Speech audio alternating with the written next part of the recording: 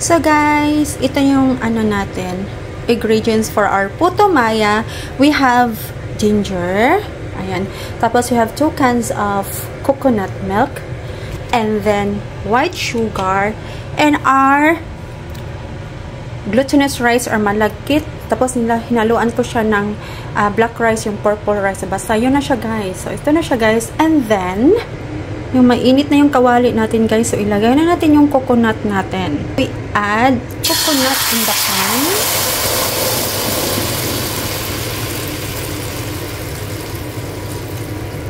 And this one is also, so hindi ko lahatin guys kasi nga parang marami naman siya. Uy.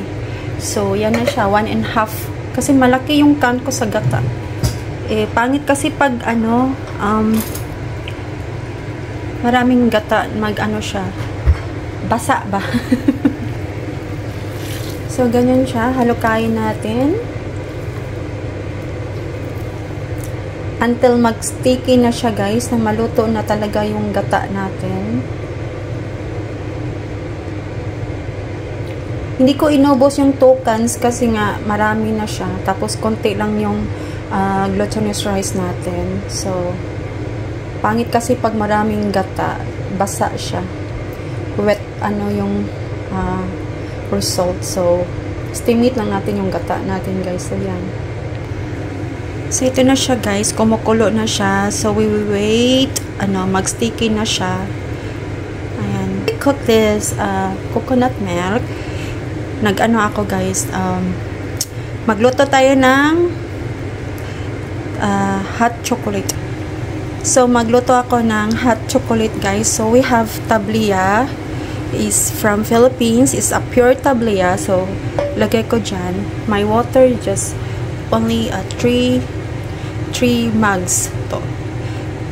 I-whisk natin yan siya mamaya. So, yan ang chikwati. Kasi, perfect kasi siya sa puto maya. So, ganito na, guys. Nagbubble na yung ano natin. Nagbubbles na yung gata natin. So, hindi pa siya nag-sticky. As you can see, the is watery. So, not yet. Not yet pa siya, guys. So, keep whisking. Ayan.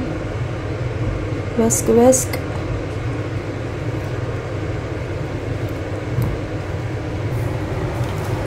So, ito na yung tablia natin. Yan siya, guys. So, ganyan natin siya.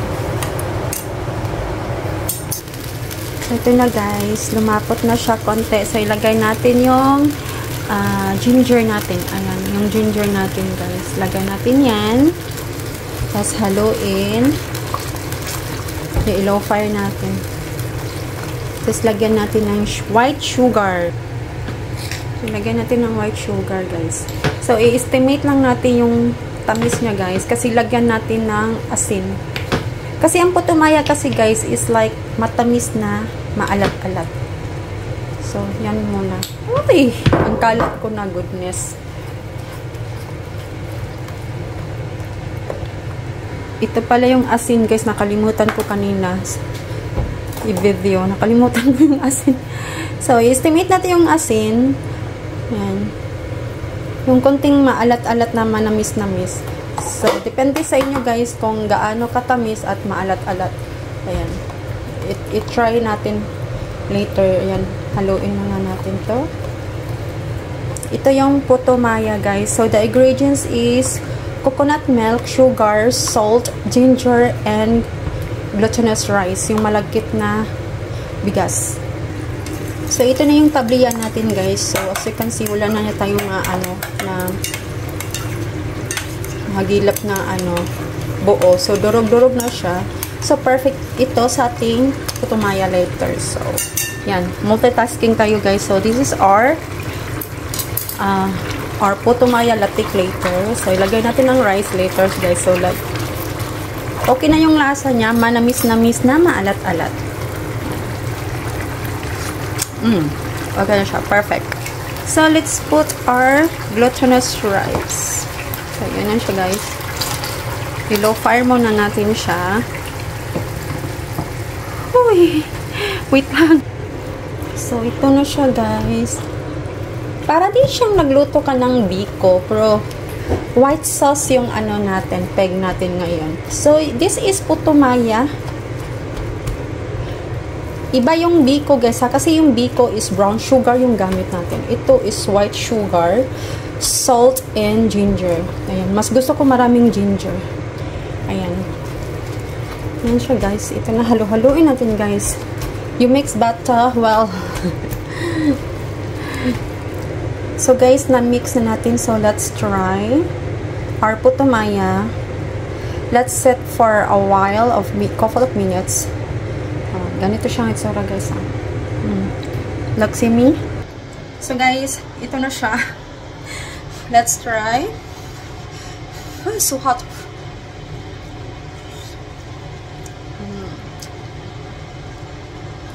The taste is like sweet and salty, and you can feel the ginger inside it. The rice is good, yummy,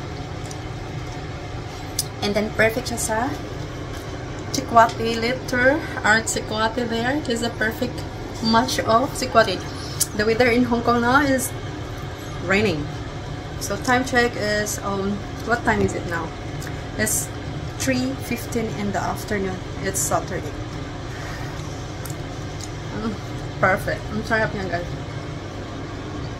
So, ayun. It looks like biko paggawa, pero I use white sauce instead of brown sauce. But we need to add salt. So, it's called puto maya. That's all. Thank you. Bye.